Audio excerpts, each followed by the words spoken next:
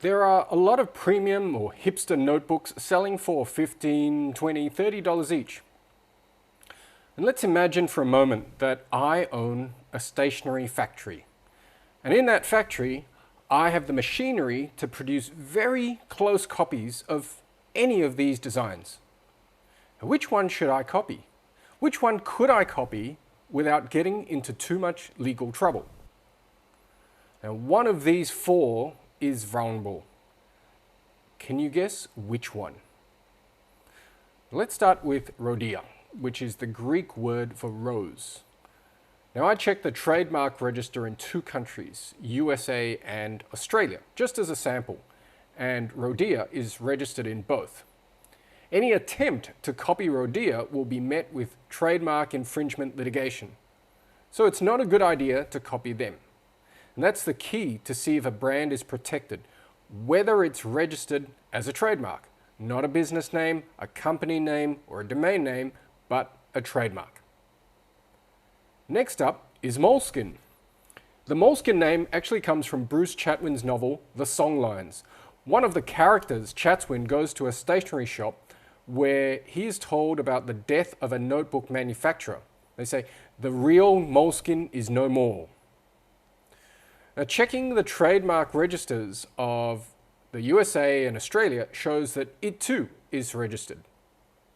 So, no copying.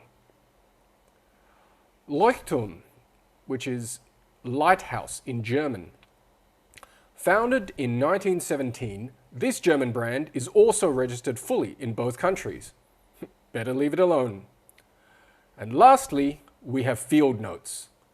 Field Notes is not registered in Australia, which means that I could quite legally sell another notebook product in Australia under the name Field Notes, and they'd really struggle to stop me. Something like this. So why haven't they registered a trademark in Australia? One reason could be that it's really difficult to register the name Field Notes. Why? Because field notes is a descriptive term. People use notebooks to make notes in the field. The same would go for written notes, scrapbook, writing pad, shorthand. You're not supposed to be able to register descriptive names as trademarks. What about the USA? It's taken them about 8 years to get a full trademark in the US. They finally got it in February of this year, 2020. It's a little bit complicated, so I won't go into huge detail, but they first filed an application in 2012. It took 1.5 years, and all they managed to do was to get it registered on the supplemental register.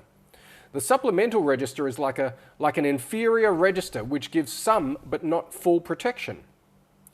And then they had to establish a reputation over several years and become very well known before they could try again. And finally, after another attempt and all that effort, they did manage to do it this year, right? So 8 years later. And that's another point to understand. If you can't get a trademark the first time round, you can always try again later. But remember, 1, it takes several years.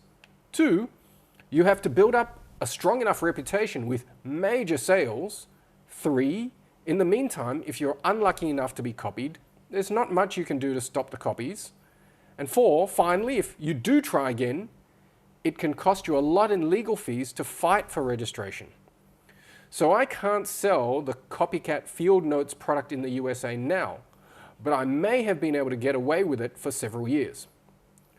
So the best way is to actually choose a name that is registrable in the first place, something that isn't descriptive. Now, to clarify, I'm not really encouraging anybody to copy, and I'm not telling any serious stationery manufacturer anything they don't already know by putting out this video, because it's pretty easy to get a lawyer to check the trademark registers for vulnerable brands.